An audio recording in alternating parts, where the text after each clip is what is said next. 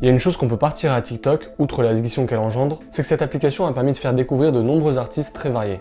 Parmi ces artistes, aujourd'hui j'ai décidé de vous parler d'un groupe dont la musique est utilisée généralement pour des vidéos assez sordides, qui mettent en scène à travers des edits, des images inattendues, voire parfois choquantes, voire même qui présagent un drame. Aujourd'hui on va donc parler de Crystal Castles.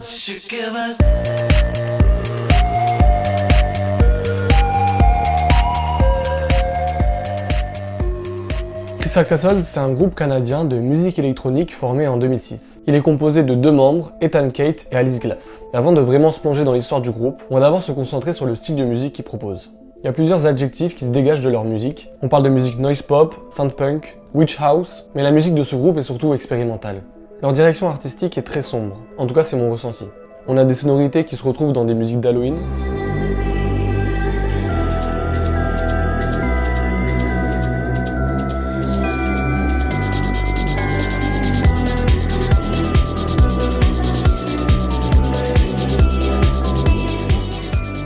Alice Glass n'hésite pas parfois à crier dans ses chansons avec le micro saturé.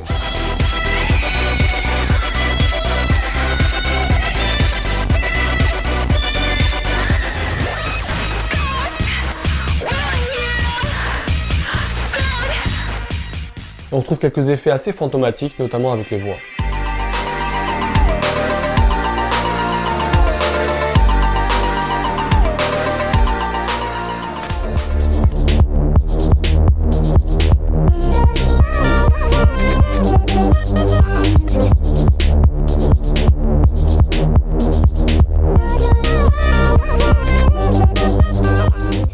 Et même dans leurs clips et surtout dans certaines vidéos qu'ils publient sur YouTube, on retrouve cette ambiance très particulière, un peu sordide.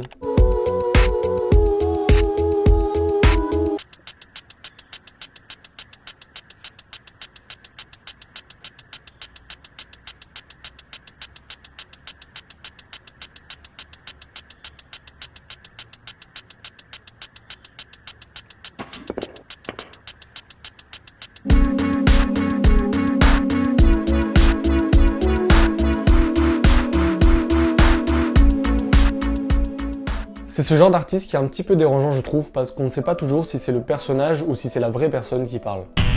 Greg from FIT asks, Alice, what is your fashion sense inspired from? Gotta say, dead old ladies. And mother. It's true she got all her clothes from her deceased grandmother. And her friends. Vomit, puke, and bile. That's how I would describe our live show in 3 words. Comment ça, mon ref? Mais en tout cas, leur musique retransmet parfaitement l'ambiance, et cette ambiance étrange, on la retrouve même dans leur pochette d'album.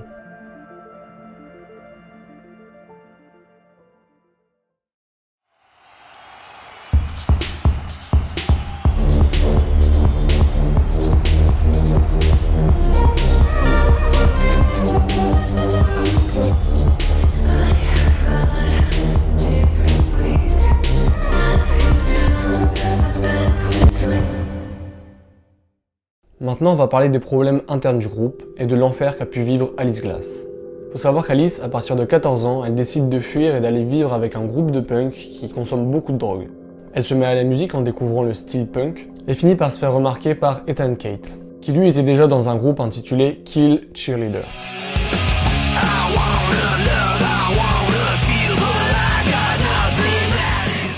Et il faut savoir qu'au moment de leur rencontre, Ethan a 25 ans quand Alice en a 15. Les deux personnes entretiennent une relation amoureuse qui va vite tourner au cauchemar. En 2013, Alice annonce quitter temporairement le groupe, mais quelques mois plus tard, elle annonce le quitter définitivement, en expliquant qu'elle ne se retrouve plus vraiment dans la musique et le projet musical proposé.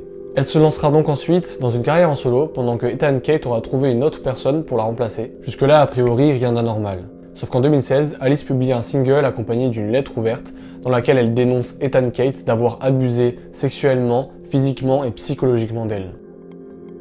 Pendant plusieurs mois, il m'a donné de la drogue et de l'alcool et a eu des relations sexuelles avec moi dans une pièce abandonnée d'un appartement qu'il gérait. Ce n'était pas toujours consensuel et il restait sobre chaque fois que nous étions ensemble. Alors que nous commencions à attirer l'attention, il a commencé à cibler de manière abusive et systématique mes insécurités et à contrôler mon comportement, mes habitudes alimentaires, à qui je pouvais parler, où je pouvais aller, ce que je pouvais dire en public, ce que j'étais autorisée à porter. Il est devenu physiquement violent. Il m'a retenue au-dessus d'un escalier et a menacé de me jeter en bas.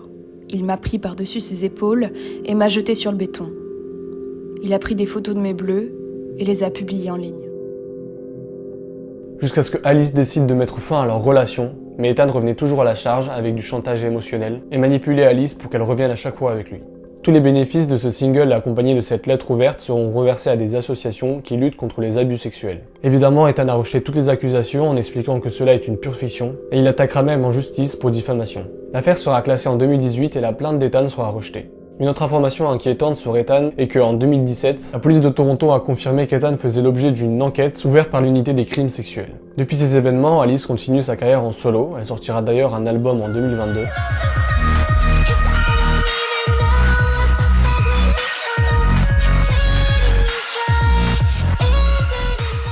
Ethan continuera lui sa carrière avec Crystal Castles et sortira un dernier album en 2016. Bref, la musique, le style particulier des deux membres donnent à ce groupe un caractère très sordide et viennent malheureusement renforcer le caractère sombre de leur musique. There are times when